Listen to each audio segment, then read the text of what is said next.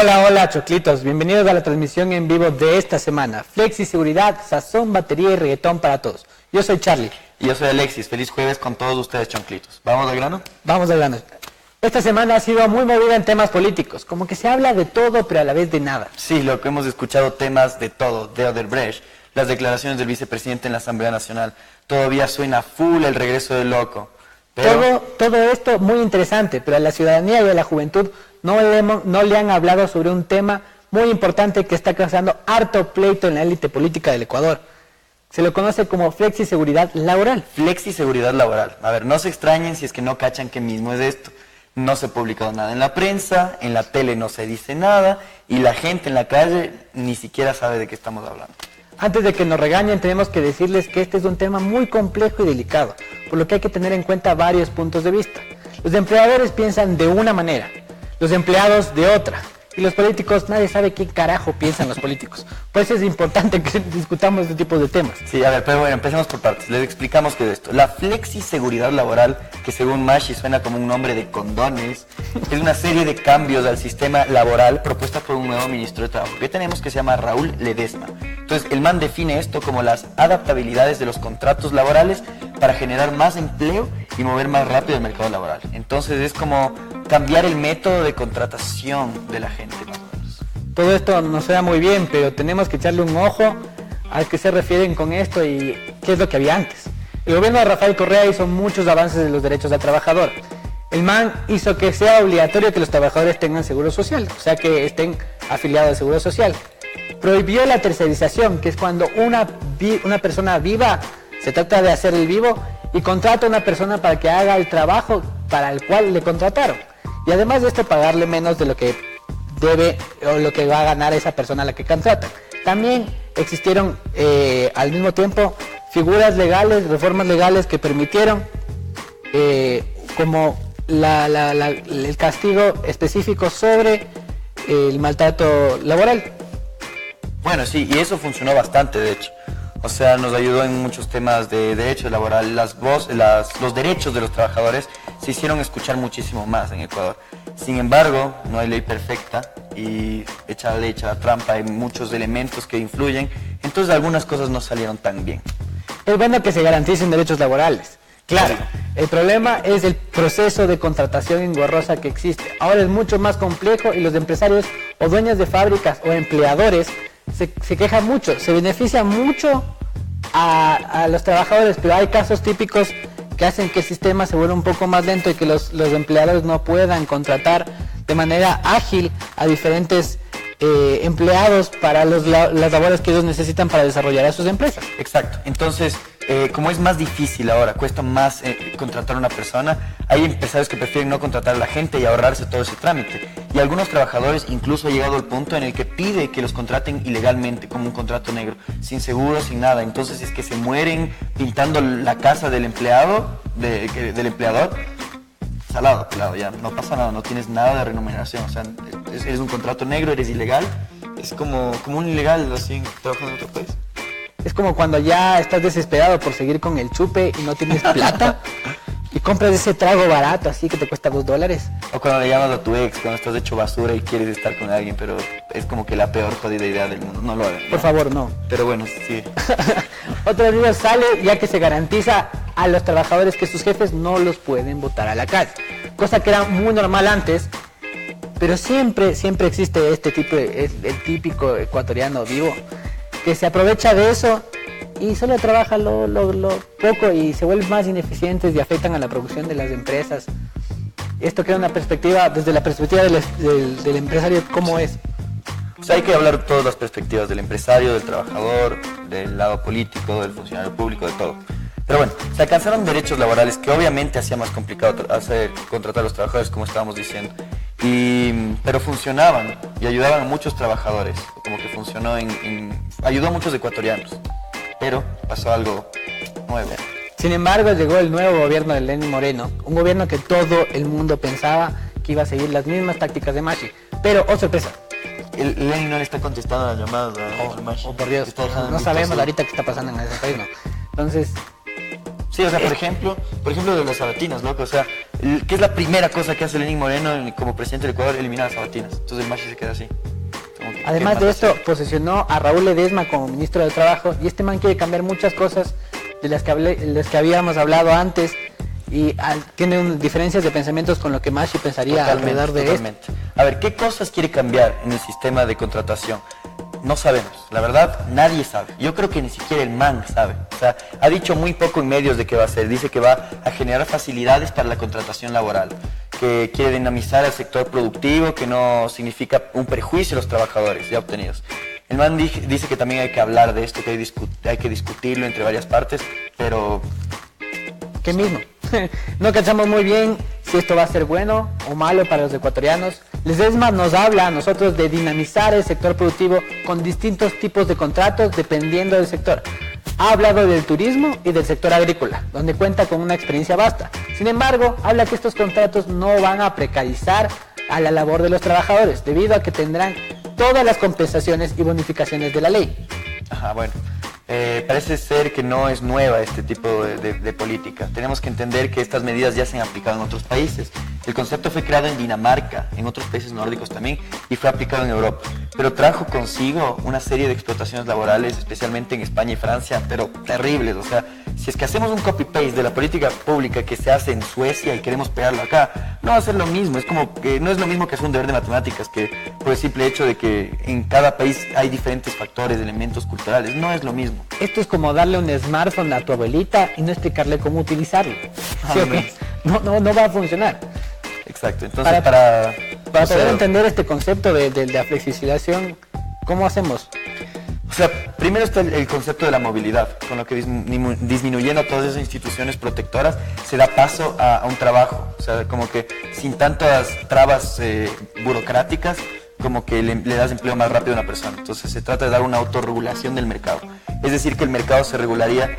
La mano invisible del trabajo en este caso. O sea, es como que una práctica muy neoliberal. Contando que los empleadores nunca van a explotar a los empleados.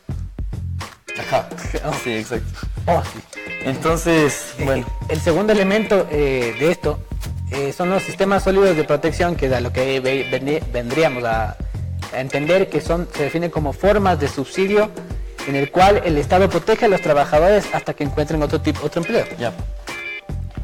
También cuenta como formas para que los ahorros de seguro social no sean afectados, y estas formas no puedes retirar esto, así puedas tener todavía el dinero y no gastártelo en chupar. Sí.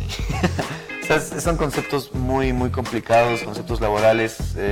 Entonces, la finalidad de estas cosas es como que lograr que la nueva gente pueda acceder a un puesto de trabajo y acceso total a un sistema de salud de calidad, sistemas de políticas públicas de calidad. Que activan el empleo y que formen a los empleados, capacitándolos constantemente, promoviendo la competencia y las habilidades necesarias con el fin de facilitar el autoempleo, o sea que que cada uno pueda autoemplearse o crear una empresa, crear empleos decentes que estén acordes a las necesidades que tenemos en el mundo, tener una economía social y de desarrollo de pequeñas y medianas empresas. Ya, bueno, entonces, ¿qué nos muestra la TUSA? Nos muestra unas potenciales reformas laborales que pueden beneficiar al empresario, pueden perjudicar al trabajador, pero, o sea, da un colchoncito para que no se lastimen mucho los trabajadores. Si bien se intenta beneficiar al sector agrario y al turismo y a otros tipos de sectores, priorizándolos, estas medidas, solo pensándolas desde el lado empresarial, brindan beneficios y generan mayor utilidad. Después hablaremos de la utilidad cuando vayan las preguntas. O sea, sin embargo, lo único que aporta al común mortal es la formación y la capacitación para poder generar o poder alcanzar un empleo decente. Entonces debe ser consciente que sin financiamiento de proyectos simplemente no se logra el objetivo principal.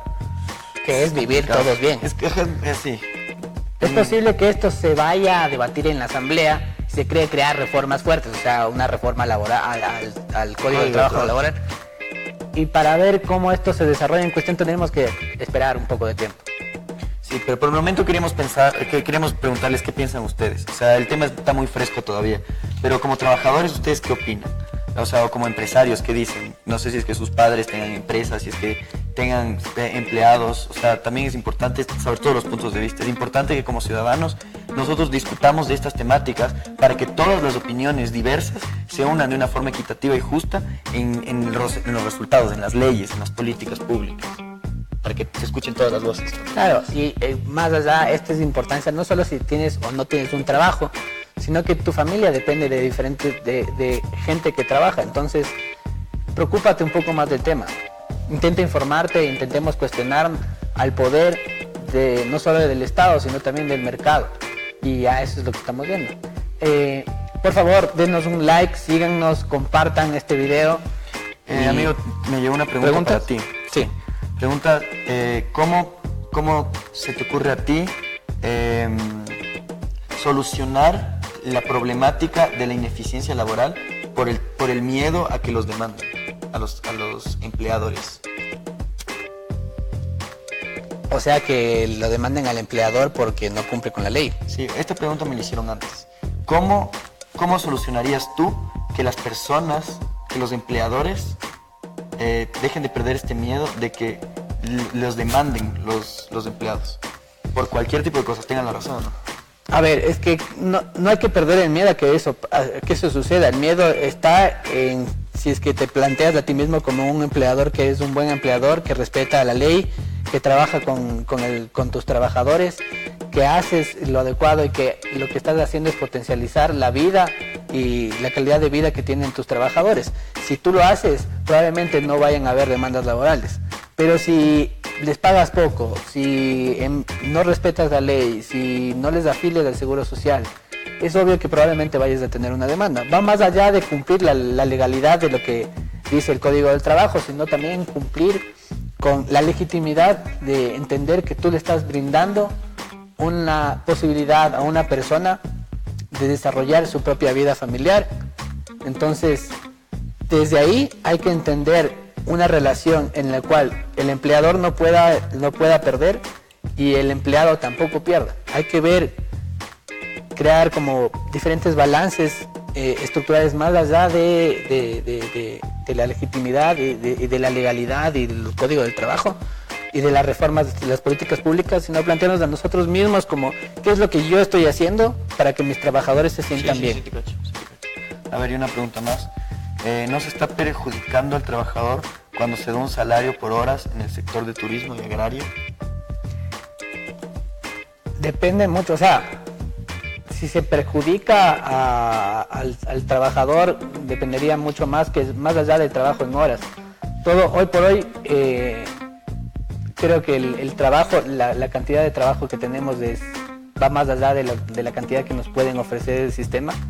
El problema es plantearnos más allá de las horas o no horas, o si no, nos están pagando efectivamente por el conocimiento que tenemos o nos están pagando por cumplir con una función. Entonces, si nos pagan por nuestro conocimiento es invaluable. Entonces, ahí el problema es de fondo y de discutir realmente sobre qué se está moviendo hoy por hoy el mercado laboral, porque empresas como Google, como Facebook, como Microsoft, como Apple, ya no contratan a gente que tienen un montón de títulos, sino contratan a gente que pueden transformar el mundo y que tienen un conocimiento universal y específico al mismo tiempo que puede transformar, y a eso les pagan millonadas. Sí. Entonces, y no necesitan tener un título. No necesitas tener un título para crear una app, por ejemplo. Sí, solo necesitas la idea. Volviendo al tema de... Sí, ya te fuiste por la tangente. Pero volviendo al tema de la parte de turismo y agrario, sí, crea un problema si es que está dividido por horas, porque no se está pensando en el trabajador, en el principio del trabajador. Por ejemplo, el que recoge las papas para llevar al mercado, para que pase un terciario y lleve al mercado las papas, nunca va a ganar lo que gana Supermaxi en la venta de esas papas. Entonces, sí existe ineficiencia y sí existe injusticia, y más aún si es que existiría a través de horas. Pero bueno, no podemos hacer prejuicios a políticas que todavía no existen. Exacto. Ahorita estamos analizando el discurso, estamos analizando las direcciones políticas que está haciendo el Ministerio del Trabajo y viendo por pistas más o menos qué es lo que pretenden hacer. Pero solo les pedimos que estemos pilas todos para ver más o menos cómo se resulta ese tema. Nosotros les vamos a mantener informados cómo se resulta esto, si es que se va a debatir en la asamblea, si es que se va a debatir como una serie de políticas públicas ejecutivas. Todo esto está en veremos. Entonces, por el momento, calma, que estamos bien, estamos en paz y veremos qué pasa. Claro, a continuación. hay que entender también una pregunta que deberíamos hacernos es ¿por qué hoy los medios de comunicación no están hablando sobre esto? Sí, loco, no encontramos nada de información, nada. Nadie está hablando de esto y la verdad es preocupante porque es algo que afecta a un porcentaje del PIB laboral enorme, o sea, a todos. Es más, ¿te acuerdas que uno de los temas que más se habló, es más, si recuerdan, la candidatura de Guillermo Lasso hablaba del 1 millón de empleos? Uno de los temas que más se habló en campaña fue justamente esto de los empleos, cómo generar trabajo, cómo flexibilizar las formas para generar trabajo. Entonces, ¿se va a hacer sobre la ley? ¿O las leyes a veces solo sirven como un papel que no se cumple y que terminan por no servir? Sí. ¿Cómo hacemos que las políticas públicas y las leyes sean eficientes? Tiene que venir desde el trabajo ciudadano, desde nosotros. Nosotros tenemos que respetar las leyes. En vez de quejarnos tanto, debemos hacer presión para que las leyes funcionen de la forma en la que tienen que funcionar.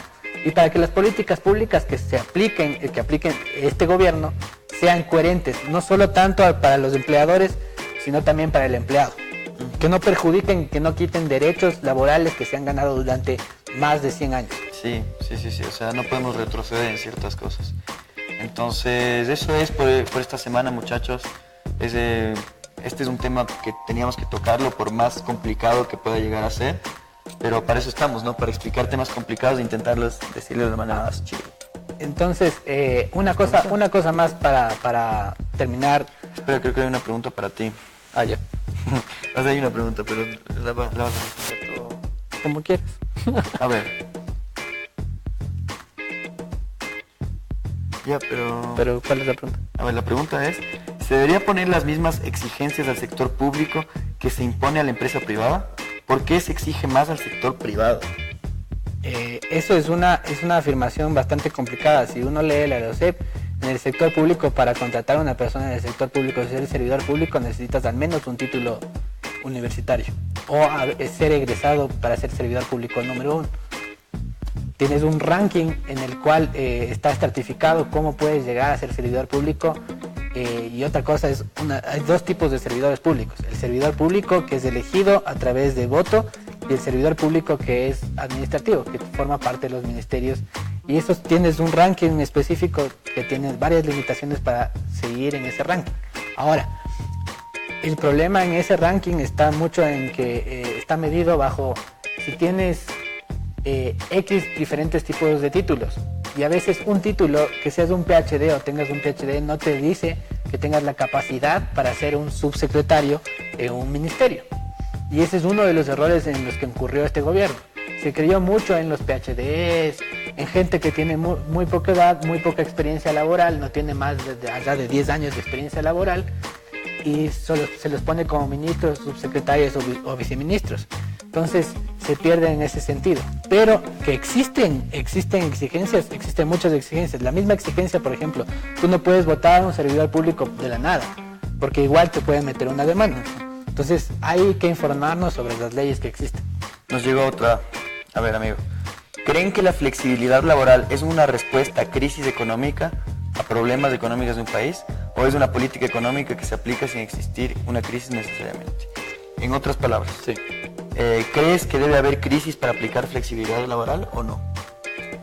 No necesariamente. La flexibilidad laboral muchas veces ha sido promulgada por organismos internacionales como el FMI. En el caso en la Argentina fue bastante heavy. Principios de la crisis en el año 2000, regresa Cavallo, quien fue ministro de Economía en la época de Menem, regresa en el gobierno de la Rúa y da una política económica de flexibilidad laboral impuesta por el FMI. Esa política lo único que hizo es bajar los salarios de la gente. Entonces, y lo que hizo es crear en realidad parte de la crisis que ya se venía dando y se venía acumulando por el 1 a 1 en la Argentina. no necesariamente, esto demuestra, este caso específico no demuestra que se da específicamente solo en épocas de crisis, no que puede generar crisis. Se da porque los movimientos del mercado no te permiten, hay veces que te permiten contratar más y hay veces que te permiten contratar menos. Entonces la economía es una cosa que va fluctuando siempre. Sí. Bueno, y también deriva mucho de qué política económica mantienen los países. O sea, hay países neoliberales que van a mantener esta idea porque representa más empleo. Obviamente es empleo fácil, es mayor posibilidades de empleo. Y si más tienes una política proteccionista, políticas sociales, muy sociales, que el Estado cuida mucho como paternalísticamente a una sociedad, no van a permitir que pasen estas cosas. Entonces se dan en los otros lados. Entonces son dos cosas ajenas que podrán o no tener que ver con crisis, pero yo no creo que sea un caso directo, no creo que sea un indicador directo. No, es como que es muy ideologizado y eso es lo que tratamos de hacer acá, es como que quitarle un poco ese sentido de ideologización, o es muy de derecha y flexibilidad laboral, porque no todas las flexibilidades laborales son malas. Está bien cuidar los derechos del trabajador y se los han ganado durante más de un siglo. El problema no es eso, el problema es que hay lugares específicos de la economía que sí necesitan un poco de flexibilidad. O sea, hay que hablarlo, yo creo que hay que hablarlo, hay que discutirlo para ver qué soluciones te pueden dar, porque no es un sistema perfecto, es perfectible. Entonces, que se vaya mejorando con el tiempo, que se escuchen perspectivas en el nivel legislativo me parece apropiado, y que digan, mira, sí, el trabajador ganó esto no lo podemos perder, y dice, sí, pero se puede mejorar en temas, qué sé yo, de facilidad burocrática de empleo, o de que haya una nueva institución que regule a la eficiencia laboral, o sea, quién sabe, o sea, hay que idear muchas cosas como gobierno para que ver qué soluciones pueden dar para mantener feliz. O sea, obviamente todo el mundo no va a ganar. O sea, hay que entender que las políticas públicas vienen desde tres lados. Desde el poder, desde la ciudadanía o los organismos civiles y desde el mercado. Entonces, esas tres están al mismo tiempo peleándose y discutiendo sobre cómo aplicar mejor para que la sociedad termine mejorando su nivel de vida. Ahora, lo que se necesita hoy por hoy, lo que le exigimos hoy por hoy al gobierno, es que exista esa discusión. Así como se discute con las cámaras de producción sobre este tipo de flexibilidad laboral, se debería discutir también con los frentes de trabajadores y con organismos de la sociedad civil, para que en conjunto construyan una mejor ley o unas mejores políticas públicas que nos permitan llegar a todos felices y mejorar nuestra sociedad. Y bueno, acabemos felices este jueves. Les agradecemos mucho por habernos parado bola por un rato. Por favor, si es que les gustó, si es que no les gustó, coméntenos, dennos like, pónganos alguna carita, síganos en nuestras redes sociales como Instagram, Twitter, YouTube, en Facebook obviamente. Y bueno, vamos a estar esta semana pendientes informándoles de todo lo que venga. Compartan este video y si tienen ideas sobre qué quisieran tratar con nosotros, avísenos, comenten, compartan el video, digan qué temas quieren que ustedes investiguemos acerca, qué temas piensan que los medios de comunicación no están relevando, no están mostrando, porque nosotros lo que queremos es justamente eso, mostrarles lo que los medios de comunicación no nos están mostrando. Eso, o sea, lo importante es como que disfrutemos todo esto. Entonces, si es que quieren saber algo, escríbanos, la próxima semana podemos hablar de eso. Entonces, y muchas gracias por pararnos bola y por estar con nosotros. Feliz jueves. Y gracias. Gracias.